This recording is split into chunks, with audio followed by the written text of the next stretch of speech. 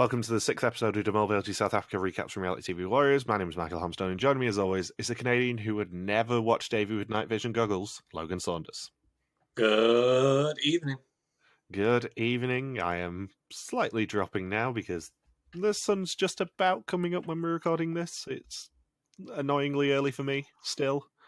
6 episodes in, I'm still not used to waking up. It's rather irritating. Should we monitor how much you sleep during the recording, Michael? It would be a good idea. I do have my heart rate monitor on right now, just in case. Basically, the aim of this podcast is to just make sure that I sleep for I sleep for at least 15 minutes, and then we just win the podcast awards. And given my memory of this episode, I thought I would be sleeping. The sleep challenge is much better than I remember it being, which is at least good. It just doesn't play out in the most ideal way possible. No, it's the one challenge I would say this season that is a bit of a stinker to watch because we're literally just watching people sleep. However, there are a couple of little fun moments in it. It's a not bad character challenge, which is all I can ask for given my memory of that challenge being a proper stinker. It's a full-on character challenge, really. They know pretty early on, or we and they know, that the challenge is not going to be a success. They try. They really try. Because it's 20 minutes of them watching them drive through South Africa in the middle of the night and the early morning. The even funnier bit about that, not skipping too far ahead, is the fact that that is a very beautiful drive, and they're doing it in the middle of the night. At least they got the sunrise out of it. So, previously, the final 6 split off as Davey and Hans were driven crazy by a language barrier, while everyone else had a bit of a shock. All 5. They were reunited with their loved ones before being thrown into their own Hunger Games for the first exemption of the season, which Davey went after shooting his girlfriend.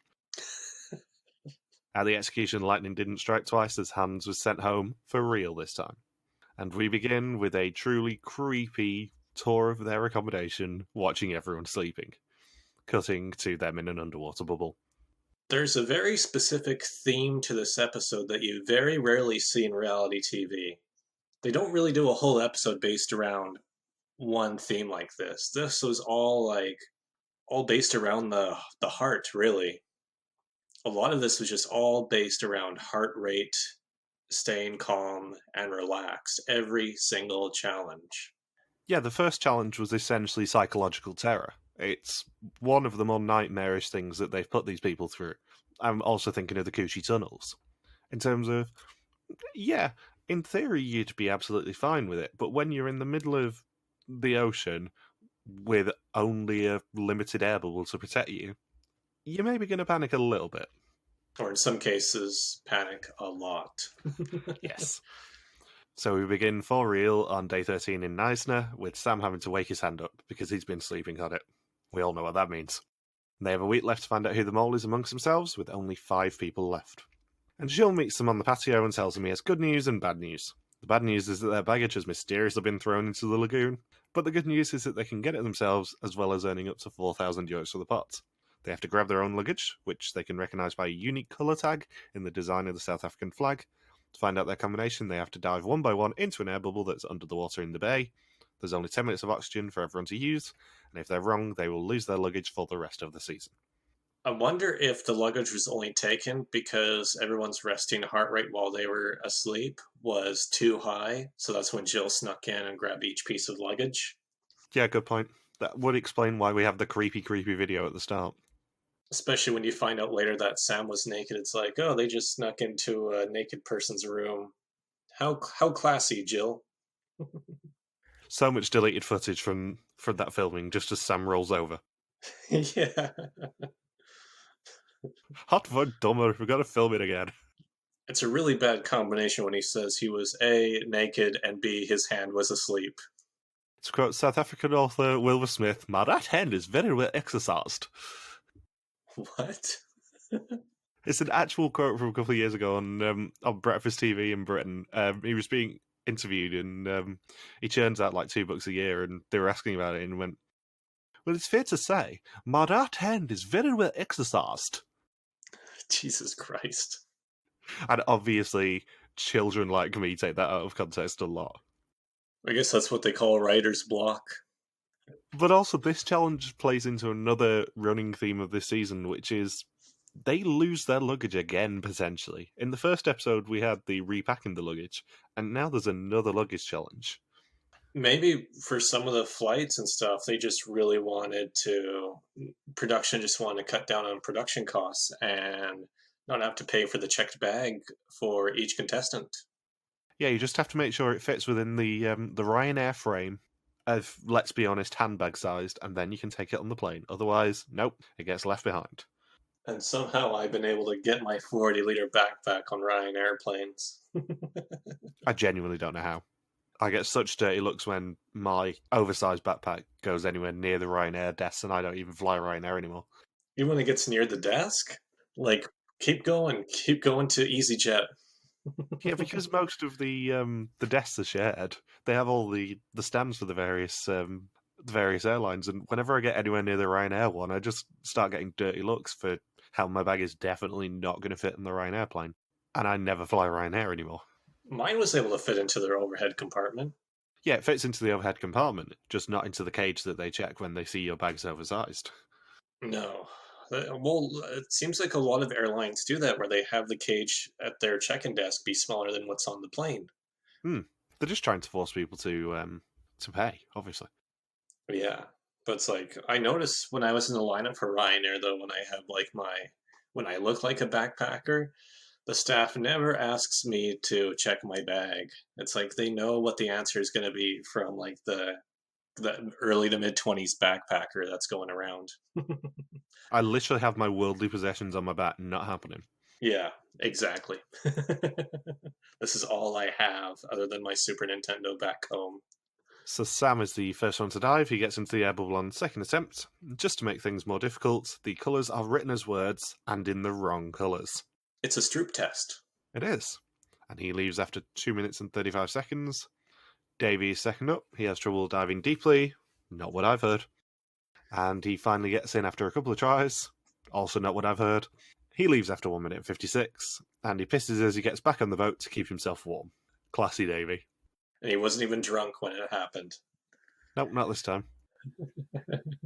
Annalise and her funky swimming cap are third. She really panics trying to get her snorkel mask off.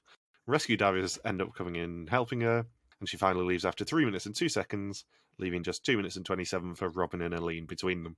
And she's pulled aside by the medic, but she's fine. And then Aline is fourth. She leaves after 1 minute and 41, leaving 46 seconds for Robin. And he is last. The divers will drag him out if he overstays his welcome, and he leaves after just 32 seconds, and Annalise accuses him, when he gets back on the boat, of having a form of autism for being able to remember things that quickly. That would not age too well on TV today. No, I was thinking that given that we're recording this the week after all the, anti-autism stuff on Big Brother 22. Yeah, with Ian Terry. It'd be funny though if he tries to stay over the 46 seconds and the divers come in and he just starts slugging them right in the face like, no, no, I need more time. I need more time. He just fights back. Yeah. Hot for Dama, pow. Hot for Dama, pow. Blow, rude. It's Flemish Batman. It doesn't help that his name is Robin either.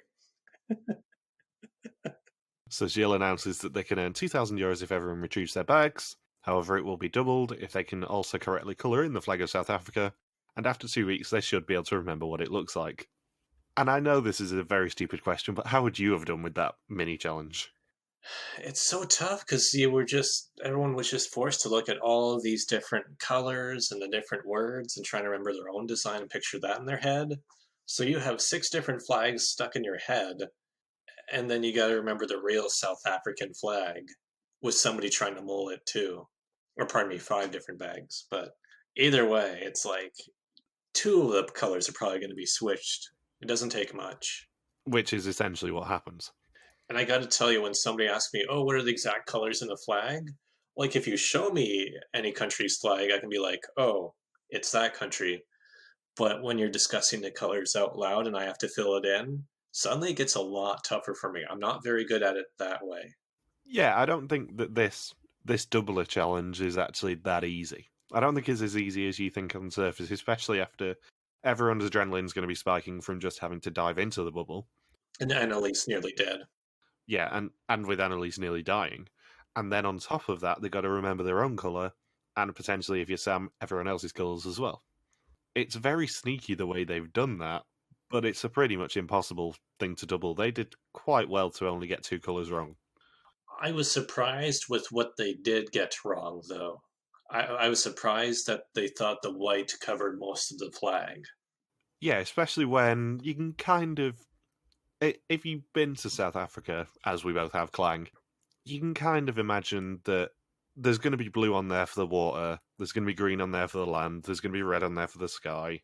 I think, if I remember correctly, and I realise that when I'm editing this, I will remove this section if I'm wrong, is it red, then white, then green, then yellow, then blue, and then the triangle on the left is black, I think. Yeah, the triangle's black with a bit of yellow. Yeah, because the bottom outline is the yellow one, the top outline is the white one, I think, if I'm not mistaken. And I will double check this before editing this. Yeah, there's like the 2 white stripes in the flag, the 2 thin white stripes. 7 Nation Army. I was just waiting for a slight bit of dum bum bum bum. I don't think that's what the RSA had in mind when they made the flag. The best thing is, because I'm still slightly asleep, my voice is deep enough that I can do the bass line. Normally I would struggle to get that low, but dum bum bum bum bum bum bum. So yeah, they mix up the white and the green, so they're only playing for €2,000, and Davy and Robin get a little bit passive aggressive with each other. I thought they would have mixed up the blue and the green. That's what I was expecting when they were screwing up. Yeah, because that's at least logical. Because if as I said, you know the meaning behind most of the bits of the flag that I can actually remember, which is that the red's the sky, the blue's the water, and the green is the land, then you can kind of understand them getting those 2 wrong. But getting one of the outlines and one of the main sections wrong is, interesting. I wish they would have done the flag challenge just do this flag challenge in every season. See if they ever get it right, especially the Vietnam one. Yeah, I was going to say Vietnam would be alarmingly easy, I think. You just have to remember the colour of the little star in the middle of the flag. Is it red or is it yellow? Is it yellow background with a red star, or yellow star with a red background? I feel like Greece would be a fairly easy one as well. Just do this challenge where it's underwater just to see. Okay, even if there's only 2 colors in the flag, can we still disorient them enough that they still screw up the colors? I think you'd be surprised how often teams would fail this challenge with a lot fewer colors than the South African flag.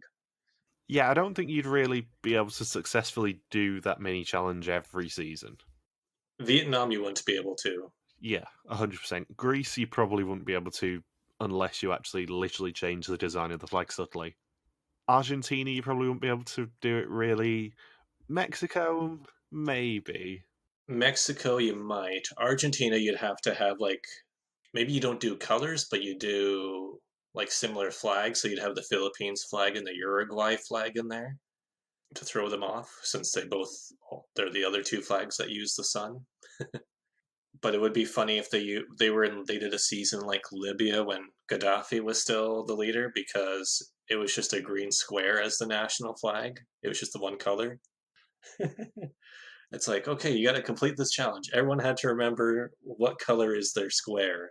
Now, can you fill in Libya square flag? You just start sticking loads of green stickers all over it. Yeah.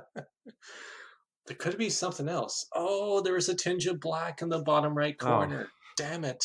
Hot for dumber.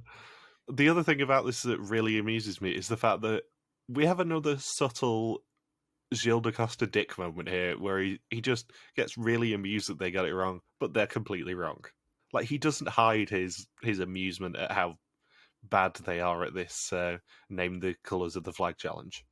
Well, it's like, well, Gilles, if you're so confident, why don't you do it, buddy? He's still riding high off being the smartest person in the world from a few years beforehand. He's just like, yeah, I know my flags. Bitch, don't challenge me. He's like, I would succeed even if we did this challenge in Central African Republic or the Seychelles or Mauritius. I'd remember all of those colors. Bitch, please. So under the water are 10 bags, 5 containing their luggage, 5 containing utter crap. Sam goes first and is correct. Each bag gets opened individually. Davey's second, much to Eileen's irritation, and he's also correct. Eileen is third. Davey finds out how angry she was with him, and he says the most confident should go earlier because he would have been pissed if she'd grabbed his bag, which is the correct tactic, Davey. And Eileen grabs her bag too. Robin is fourth, and he's correct, and Annalise is last. Even as a guess, she has a 1 in 6 chance, and she grabs a bag and it's correct, earning them €2,000 of possible 4,000 for the challenge. What a fluke that they won this challenge. Do you think that the mole mold? I think the mole mold the €2,000 on the flag, but I don't think they wanted to mold the case retrieval. They thought, well, I don't really have to sabotage when Annalise was blacking out in the air bubble. Yeah, I was thinking that. I think Annalise blacking out may have stopped the mole moling, because especially with the last bit being so individual, the only tactic that they can really do is pick the wrong bag, but then they're only thwarting themselves by doing that. Or alternatively, if they go early in the challenge, using up a lot of air, but still, Annalise's panic attack kind of distracts everyone from any molding, I think. Yeah, and that's like, well, I don't need to mull if somebody clearly panicked and there's no way they remembered what their suitcase was supposed to look like. And then Annalise completely screws up the mole's deflection. €2,000 in the pot, but they didn't get the flag. And the mole definitely, based on the footage we saw, the mole definitely interfered with putting the correct colors together on the flag. So on day 14, they're still in Neisner, all making a pact that they're doing absolutely nothing today. Despite their best efforts, they are moving locations and singing along to Roxanne in the car. I like how Annalise actually said, if they approach us with a challenge, let's just all protest and we all unanimously agree to refuse whatever challenge they throw at us today. Yeah, it's not Survivor Borneo. A beer is not enough. There is no one getting sandwiches from production here. Annalise actually has quite the confessional here. She says that it was the most eventful day of her life, drowning in an air bubble, or panicking in an air bubble, I should say. That's the thing, they do like to cast at least one, if not two, old people in each season. Annalise gets it quite rough in terms of physical challenges for an old person to have to do. This is not a sedate season for someone in their 60s. No, I mean, it's not like Annalise is out of shape, but she's definitely not the most in shape 60-year-old reality TV contestant I've seen. No, if you consider that the first actual challenge she had to do was answer quiz questions, running up and down a hill, and then potentially have to run part of a 27-kilometre trail race. You start off with that, and then you have stuff like the being thrown off a rooftop potentially, which she did avoid, being electric shocked, having to organise a drunken museum heist, playing Scrabble against Gilles Costa. Maybe she got it quite good. Diving into the middle of the bay in Neisner. Like, she didn't get it particularly sedate so far this season. I mean, she did get to do a choir challenge. She did, and to be fair, that does actually come into play this episode again. It's really fun. And the only sport she's had to do was play golf. Yeah, and that's not a sport. That's like darts. So yeah, they're driving to Herald's Bay and staying at the Ubai Hotel, and each have their own room where a message awaits. And for the second challenge, they will each get 4 questions with a numerical answer.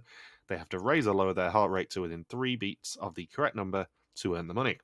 Each correct answer is worth €200 for the pots, and there are 10 potential answers, and they have 2 minutes to get to the correct number. I wish Dwight Schrute did this challenge, because he can raise his cholesterol and lower it. Why does he raise his cholesterol? So he can lower it. Can he raise his heart rate and lower it at the same time, though?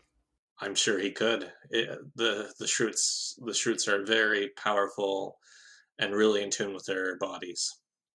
So the first question is how many years Sleeping Beauty was asleep for in the fairy tale? And the correct answer was 100. Both Eileen and Annalise have to lower their heart rate to get it to 100. Davy's the only one to get it wrong because he's obviously not a quizzer, and tires himself out for no reason. Not for the first time from what you've been telling me. Sam, Robin, and Annalise earn money, totaling €600. I like how with all of these heart rates and oxygen-based challenges this round, all three of them, the first question is based on how long somebody slept. It's like, can we not get away from this theme? It's hinting at the final challenge. So the second question is working out the square of the hypotenuse of a right-angled triangle with one side as 4 and one side as 12. Pythagorean theorem. Yep, Pythagorean theorem, bitch. And that is 160. Aileen and Robin are both correct, and both earn €200 each. And Davey said he recently saw the Pythagoras' theorem and said he'd never need it. It's like that episode of Simpsons where it's like, oh man, I can't imagine a world without zinc. And it's like all of these things you can't use if you don't have zinc. So they had like those home, like those landline telephones. And they're like, oh, you know why you can't call 911 is because you don't have zinc. You can't use your phone. I think you can probably see by this challenge why I was suspecting Davey at the time. Like he ruined the flag challenge in terms of it was him and Robin basically arguing, and he was stressing everyone out. Then he gets nothing on the questions, I think. Let me check. I have listed who got each of the 4 questions right. No, he didn't. He because he got the first one wrong. The second one, he said he'd seen the Pythagoras theorem and then never said he'd need it again. He missed it by 1 beat on the third challenge, and he picked 90 days instead of 80 on the last question. So he got nothing on this challenge. He didn't get any of them right. Yeah, actually, they didn't score like because there was what 5 contestants, so that'd be 20 slots to get right, and they only got 7 out of the 20 spots. Yeah, and 4 of those misses were Davey. And 3 of those misses were Annalise. 3 of those misses were Elaine. I think Sam. Yeah, Robin got 3 out of 4, and Sam got 2 out of 4. They got So the challenge was really all on them. So the third question, just for Annalise, is to finish a Bible quote. Up to 7 times what? I forgive their debts. And the answer is 70. Unsurprisingly, Annalise, the RS teacher, knows it, as does everyone else. IRS teacher? RS, Religious Studies. Oh, I thought you said IRS. I'm like, I don't know if she was into taxes. No, Religious Studies. She read about the Sheriff of Nottingham. She was like, he had a good idea. 7 times 10. You take away 70% from the poor and give it all to the rich. And Davey misses it by 1 beat, Annalise by 20, Eileen by 51, and Robin by 7, which means that Sammy's the only one to score, because he's the only one who can lower his heart rate to 70. And the final question is, how many days Phineas Fogg travelled around the world in the book Around the World in 80 Days? And surprisingly, the answer's 80. Eileen picks 130, Annalise and Davey pick 90, and Sam and Robin both get the correct answer of 80. Robin scores, but Sam is 9 too high, giving them a total for the challenge of €1,400. However, that cash is not safe yet, because in the second part of the challenge, everyone is handcuffed to a chair in Papa Bear's dungeon. They have to defend the €1,400 for 3 minutes each in a dark room against the mole, unless they're the mole, in which case Shill will take their place. They have to keep their heart rate low enough, otherwise the mole will steal cards worth €200 from the table. They have to stay within 10 beats of their resting heart rate after each minute, otherwise the mole will strike. And obviously we do not see the mole, even disguised, because it would be too obvious if it's Shill. Sam is first up. He has to stay below 80, but he loses €400 and even gets stroked by the mole. He had a really interesting observation that was funny to note at the end when Jill was talking to him. Did you catch what he said? No, it's days since I've watched this episode. So he said he felt a soft, feminine hand. So he's like, it might have been a woman. Might be a woman who was stroking me during that challenge. I don't know how else to phrase it. I don't know. There are some handsy people in this cast. It could still be Hans. But yeah, he's like, yeah, it felt very soft, felt like a very feminine hand. Maybe the mole is a female. Those were his words at the end. Which is kind of funny because he gets executed, so it'd be interesting what what most of the fans in Belgium thought at the time. Like, Sam thought the mole was female, and then he got executed. Maybe it's Davy or Robin after all. Talking of Robin, he's next up. He has to stay under 82 and starts asking questions to Annalise, assuming she's the mole. He spotted something in Aline's diary bio which may point to her being the mole, and the mole's ankle cracks right before the end, but they are only able to steal €200 off him. And that ankle crack proves to be very important. Yes, that is why I mentioned it. Needless to say, production and the mole freaks out during the ankle crack. Bear that in mind for the end of the season. That's all we're saying. So Davey is handcuffed third, although not for his first time. He has to stay below 75 beats per minute. He essentially just tries to go to sleep. It fails in the first and third minutes, but not the second, so he loses another €200. Well, he knows who the mole is. Yeah, he can be as calm as he likes because he knows who the mole is by this point of the season. He's not at all stressed. He's entirely confident. He's going straight ticket on the mole every quiz now, I think, from like week 3 or 4. It's ballsy. He's really ballsy, but Kathy did the same thing. Kathy was on Jill from like week 2 or 3, I think. I think she went straight ticket on him from about week 3 or 4. Yeah, Davy's like, everyone else is trying to chat and really like fake out the mole as much as possible, observe how they're being touched, what their smell is like. Davey's like, I don't give a shit. I know what it is. Davy's gonna start singing Foo Fighters and Nirvana lyrics, maybe some Willie Summers. If he's feeling really adventurous. might be spring or fall and in South Africa, but in my mind it's nothing but summer. And Annalise is at fourth. She has only 2 cards on the table due to the guy's losses, and she has to stay under 99 beats per minute. She somehow manages not to lose anything, and she ends up whistling Shoshaloza to stay calm. Annalise had the most success with this challenge, didn't she? Yeah, Annalise is the only person who doesn't lose any money. But she had a really high resting heart rate, though. Well, second highest. Yeah, Eline's resting heart rate is 119. How did she pass the medical test to get on the show? In fact, it's 10 above the resting heart rate. So Eline's is 109, which is a very high resting heart rate. Yeah, because what's the average resting heart rate for somebody in their 20s? Well, Eileen was 24 at the time. I'm 27, and mine is about 65, 70, I think.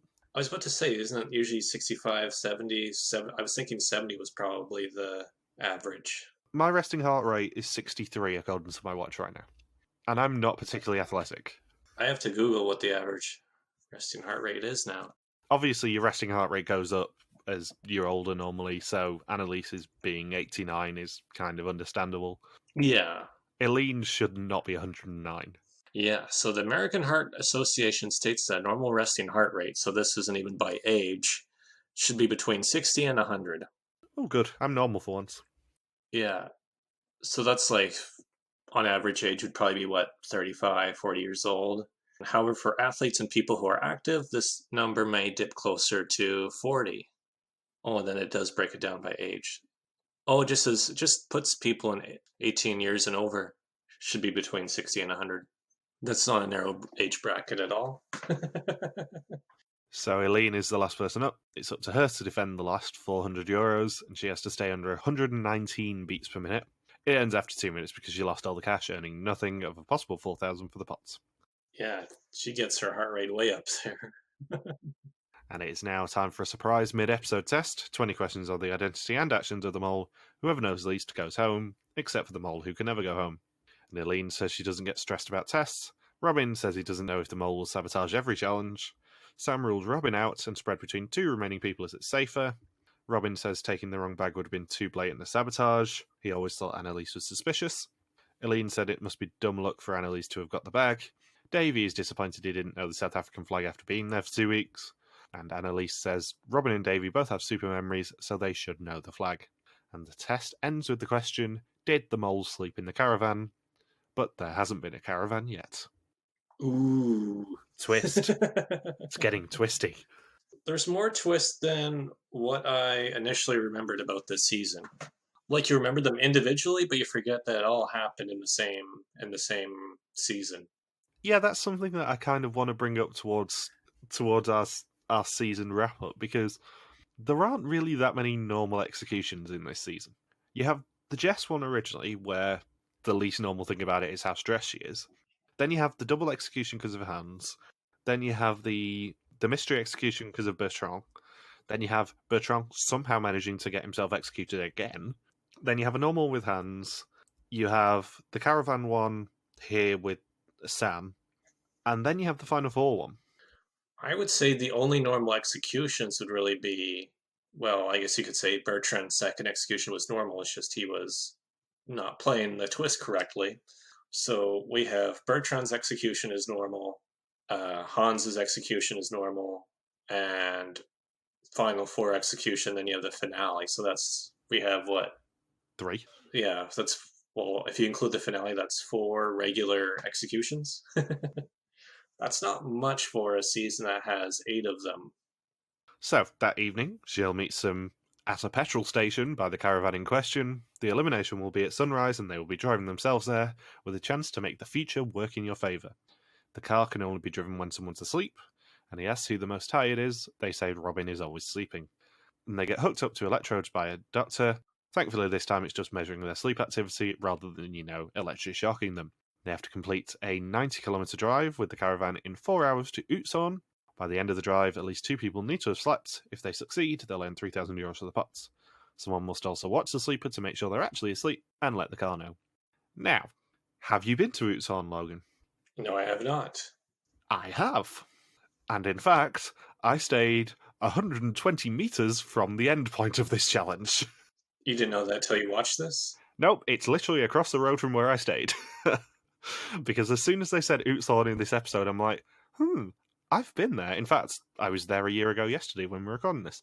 I'll find out where the Kleinplas Resort is, because that's the end point of this challenge, where the caravan part where it ends. And I googled it and I went, oh my god, I literally stayed across the road from that. And it was the weirdest accommodation we had on the entire South Africa trip.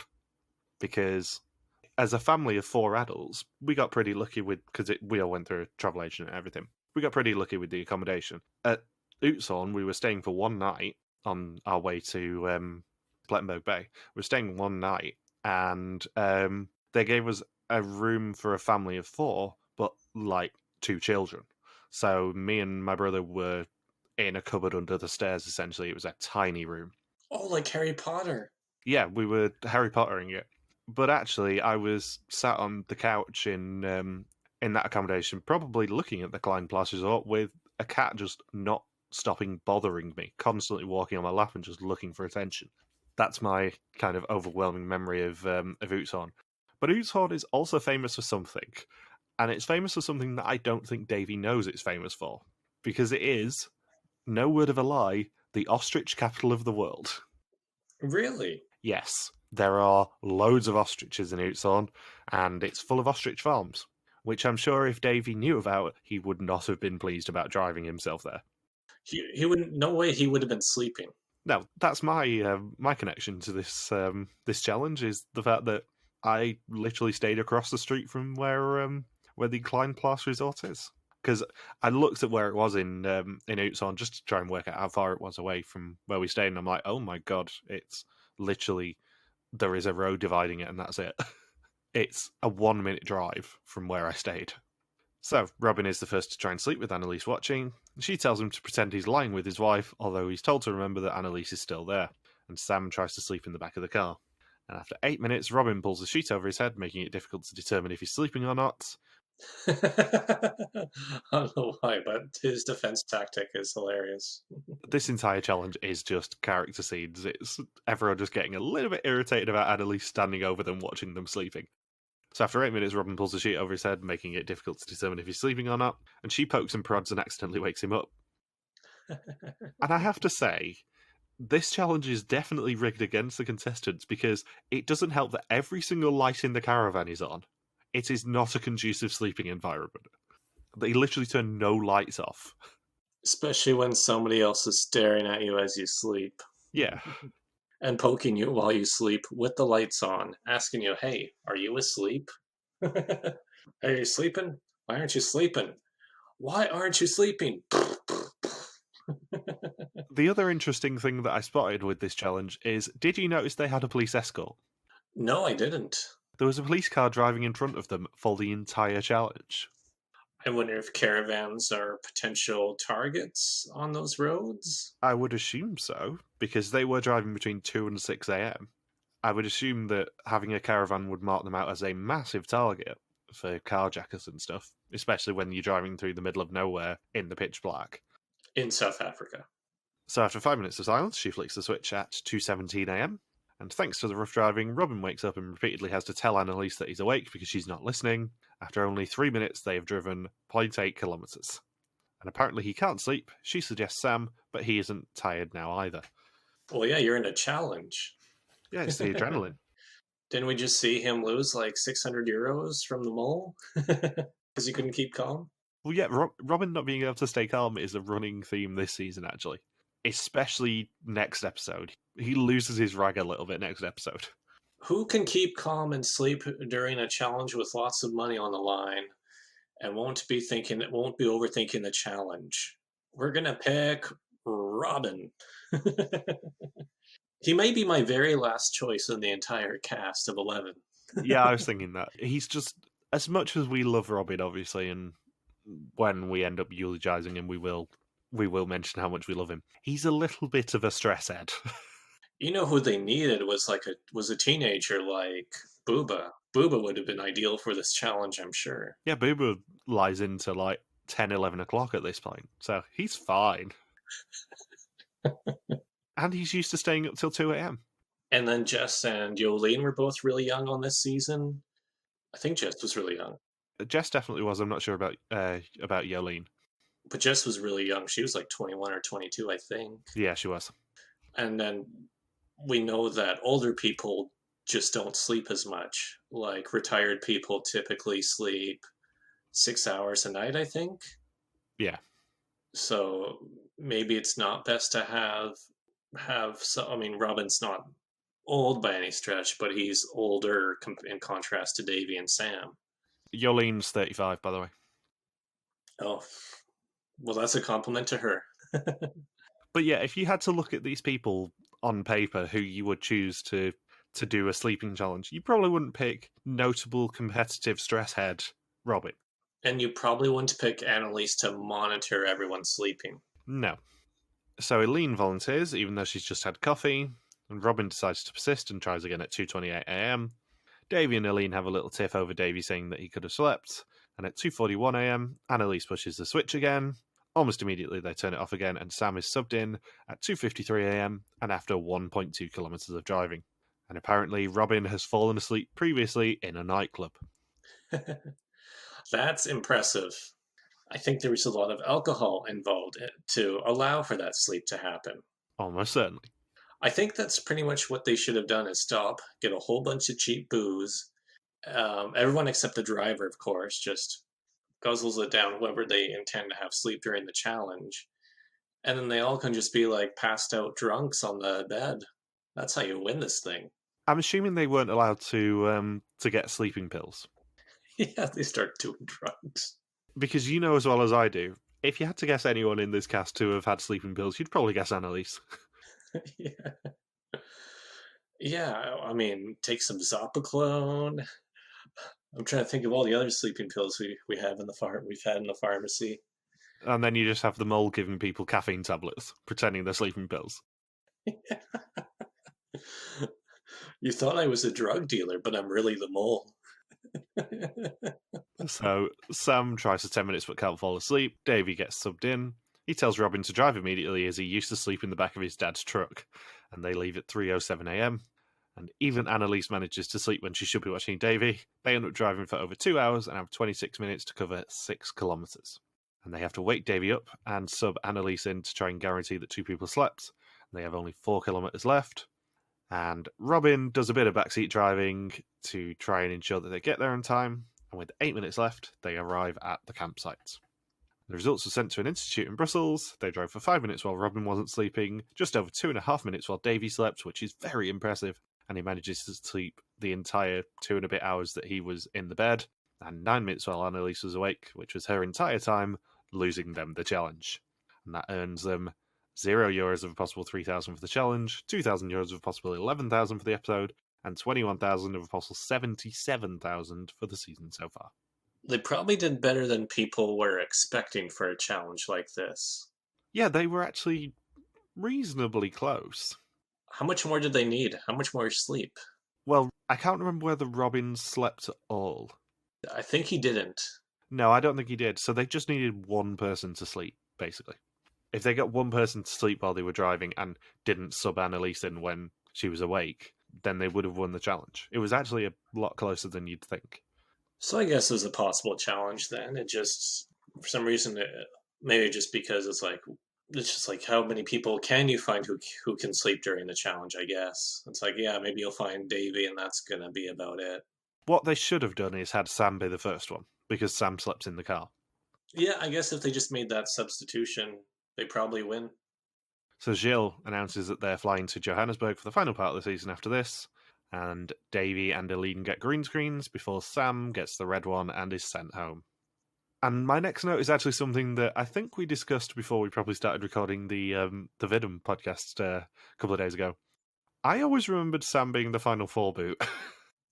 I thought Sam was fourth too. I was very surprised when I found out. Oh no, he's fifth. It's the other person who's fourth. Yeah, I'd always remembered him being fourth. Maybe it's because that tends to be the archetype of the fourth placer, is it tends to be a young male, with a couple of exceptions, with like the exception of Pascal the next season. But it does tend to be someone kind of the Stein archetype who goes out in fourth. Who won Tillman fourth? Oh yeah, Christian was definitely the young Stein archetype in Greece. And then who was it for Vietnam? Was it Yuri? Yes, it was, and he's definitely younger male. Yeah, it was King of the Regan Pipes Yuri. So there's really only one exception to that. One other exception. Yes, it's Pascal who is the main outlier there, I would say. But I'd always remembered Sam being fourth place, which is really weird. He's obviously not as successful as Stein was last season, but he always had the vibe of a fourth placer for me. So it's really weird knowing that he goes in fifth. I'm pretty confident about who's fourth, though. Yeah, given how much we talked about the final three of this season in other episodes, I think most people are pretty confident of who goes home in fourth, but I'm still not going to say it yet. It's a lot easier to remember. You can remember who the final three is of any mole season, and then a lot of times you do mix up who's fourth and fifth. In the same way that the Argentina final three are pretty infamous, the South Africa final three are pretty infamous as well. Actually, in our Argentina rewatch, I'm like, I thought Stein went home earlier than this. No. I'm like, wait, he made another round. He's fourth. I thought Bruno was fourth. So Sam says that he was confused at the end, but he's happy for everyone. He's a little bit upset that he went home now, though. And everyone says that he became comfortable in his own skin by the end. Which really loops back to the beginning. A little too comfortable, if you ask Robin. He's just letting it all hang out. So, next week in Johannesburg, they get to play rugby. There is a game of Spot the Difference. Davy crowds this, and things get a little bit inconsistent. So, who do you think's going home next week? Jesus Christ. I've not done that joke the entire season. I forgot they finished the season in Joburg. Yeah, it's really interesting because I've seen the next episode of it, obviously, or I've rewatched the next episode. You've not yet. But stuff like they drive the caravan here, they don't drive at all when they're in Joburg. They have a driver for Joburg. Is Joburg the only place all season that they don't drive themselves? Yeah, I'm going through the episodes so far in my mind, and they were allowed to self-navigate to every challenge. So, yeah, as somebody who spent quite a bit of... Did you ever go to Joburg, Michael? No, we flew home from Joburg, but we went from Port Elizabeth originally. Right, because I've spent... How long have I spent in Joburg? Like 4 days altogether? Something like that, yeah. Because you went to Soweto as well, didn't you? Yeah, I did the Soweto tour the one day. I did the Mandela Museum. And then I rode the shuttle from Johannesburg to Kruger and back. And I went out with dinner with my one friend. So yeah, Joburg, I can tell you, is not known to be the safest place in the world. I've told the story before, but where I was staying, it said, "Do not go out unless you are a group of 6 or more."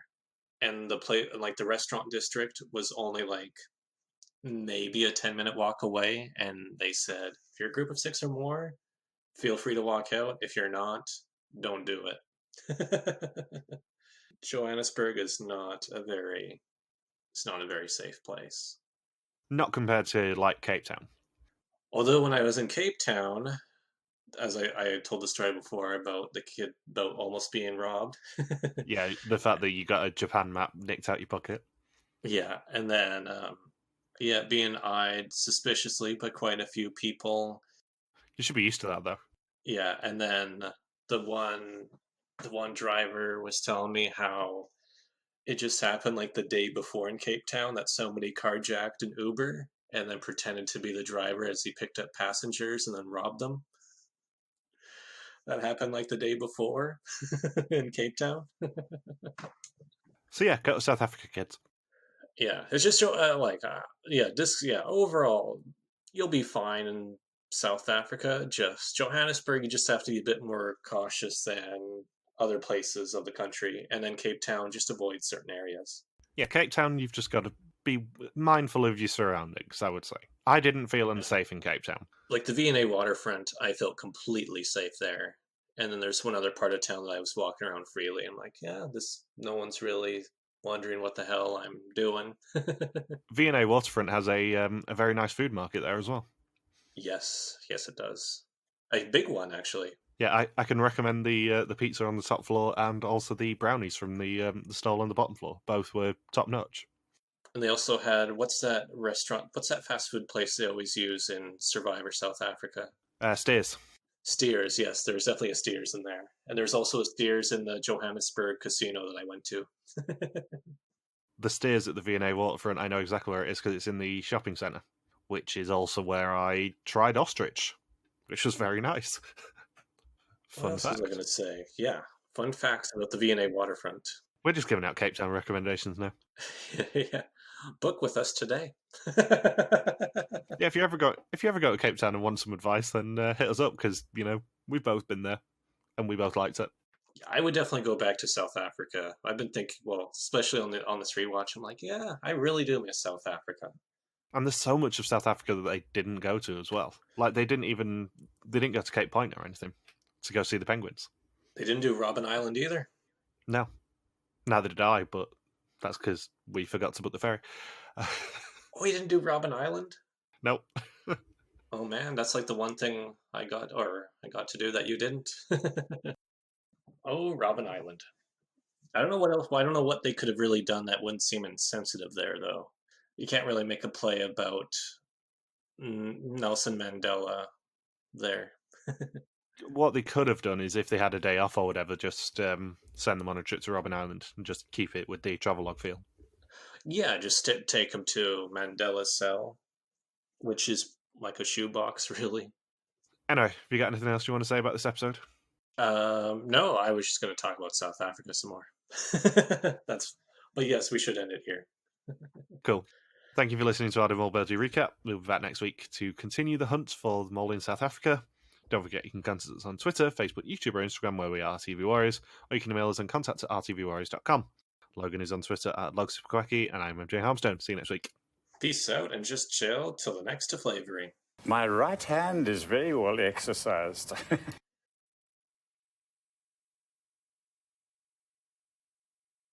And now, what did the mole do?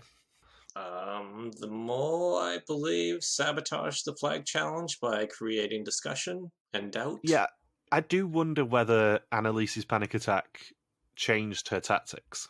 Because I feel like she was going to try and go early and waste a lot of the oxygen, because that's what I would have done as mole. Yes, that would have been another tactic. That might have been too obvious, especially if she knew that Davy was on her trail. It's less obvious than, picking the wrong bag, though. She always had to pick the right one. Yeah. If she knew everyone else had picked the right bag, she couldn't pick the wrong one now. And what she did in the hotel challenge was literally increasing her heart rate and stealing money from everyone, meaning no money entered the pot in the hotel. And, have her ankle crack. I know the ankle crack really scared her. And something subtle she did do, which I was only on the lookout for because it was a sabotage in the second UK season, was that she drank coffee in the car just in case she was the one meant to be sleeping. and made sure that Davey did too. But it didn't work on him. Because there was in the Canada season, ironically, a challenge that involved high wires over a canyon or something. And the mole made an extra strong pot of coffee that day to try and increase everyone's heart rate. Oh, Tanya did that? Yes. Yeah, she did that to increase everyone's heart rate because you could only keep going along the wire if your heart rate was below a certain number. Oh, so it's just like that the season premiere of the Mole 2, USA. Did it work? No, I don't think it did in the end. 0 for 2 on that tactic. Something I should have mentioned in the Argentina season is that she also made sure that everyone wore loads of sun cream on their banana boat challenge so that they slip off the bananas. However, that didn't work because they fell in the water that much that it washed off. That's what happened in the Argentina season? No, that's what happened in the UK version of the banana boat challenge. I just love that one. I love when the mole sabotages backfire. It was good in theory, but it just in practice it was not implemented properly. Right, I'm done now. All right. See you later. All right. See you, Michael.